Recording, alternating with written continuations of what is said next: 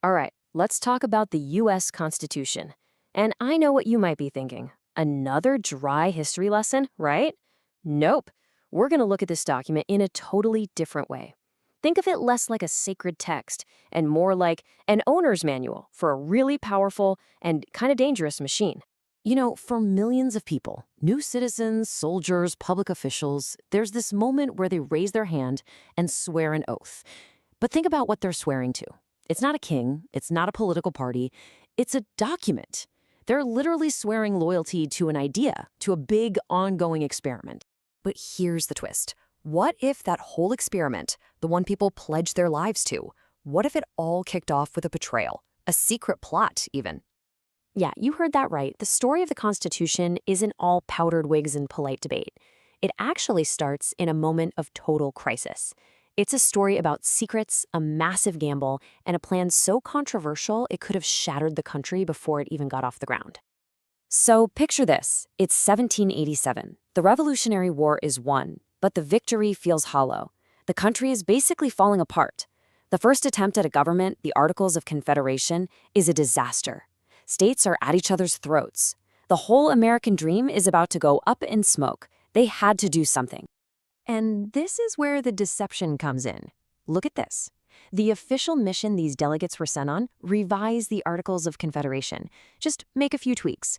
But their real plan? Whoa. It was to completely overthrow the government. They weren't there to fix the old machine. They were there to scrap it for parts and build a new one from the ground up. So what we're talking about here wasn't just some boring committee meeting. It was, for all intents and purposes, a quiet coup. A handful of guys decided, behind locked doors, to tear up the nation's government and just start over. And the whole time the public had no idea. They thought it was just minor repairs. I mean, can you just imagine the scene? It's a boiling hot summer in Philadelphia. You've got 55 guys in thick wool suits, all crammed into one room. And the windows? They're nailed shut. Why? For absolute, total secrecy. They knew if anyone found out what they were really up to, the whole thing would be over before it started. They needed to be able to have these brutal, honest debates without worrying about the outside world. And get this massive decision, the one to just toss out the entire government, it wasn't some grand consensus. All it took was a vote from delegates representing just 7 states, 7 out of 13. That's it. They went way, way beyond their legal authority based on a vote from a tiny fraction of the country's leaders. And they kept this up for 3 straight months. 3 long, hot, tense months of secret debates about the very future of the nation. I mean, every single day was a gamble. Any argument could have been the one that made the whole thing fall apart. And the most amazing part? 0. That's the number of leaks. In 3 months, not a single word got out to the public. Can you even fathom that today? In our world of social media and 24/7 news, a single tweet would have blown the lid off the whole operation. Their discipline was just on another level. So, let's be clear about what this was. The creation of our Constitution wasn't some neat and tidy process. It was a massive gamble. It was, as this quote says, nothing short of overthrowing the government that sent them there. They basically betrayed the trust of the states that sent them, all in the name of saving the country. And instead of going to jail, we call them the Founding Fathers. Wild, right? Okay, so that's the wild backstory of how the Constitution got made.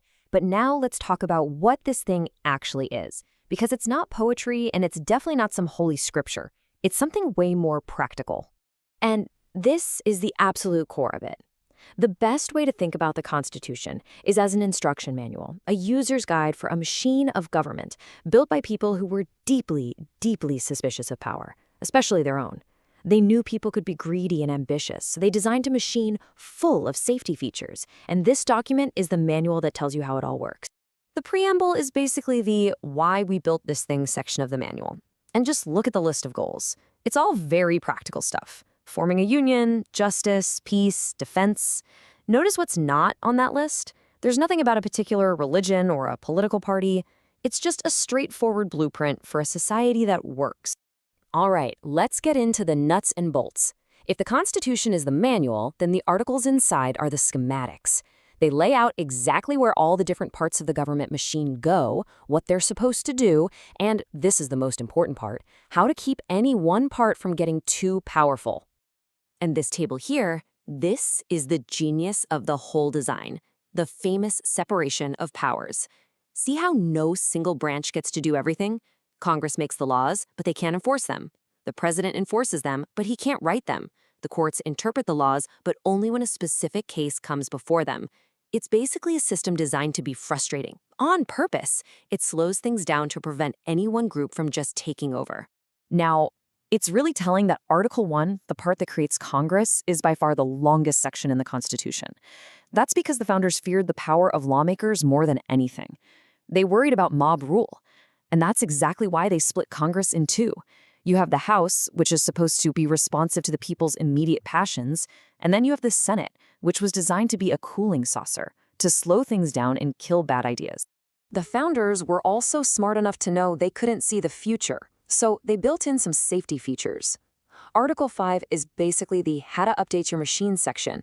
It allows for amendments, for change, but, and this is key, they made it really, really hard to do. You need a massive amount of agreement. It's a way to make sure the core design stays stable while still letting it evolve over time. And this brings us full circle, right back to that oath we talked about at the beginning. Article 6 makes it crystal clear. This document, this instruction manual, is the supreme law of the land. So when people swear that oath, they're not promising loyalty to a person or a party. They're promising to operate the machine of government according to these rules.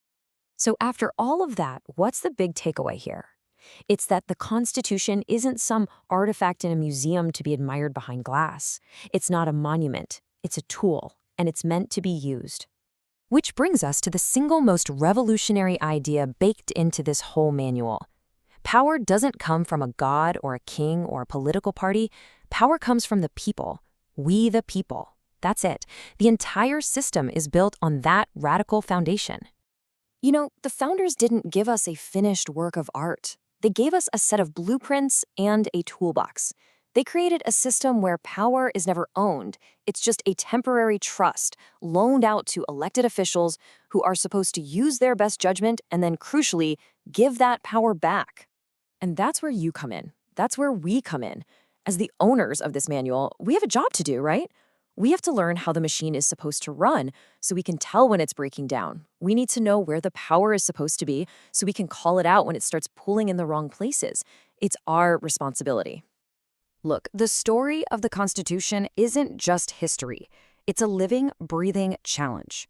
The founders kicked off this whole experiment with a secret gamble, and they left the instruction manual in our hands. So the question for us, for every generation, is always the same. Are we actually going to read it? Are we going to understand it? And are we going to have the guts to use it?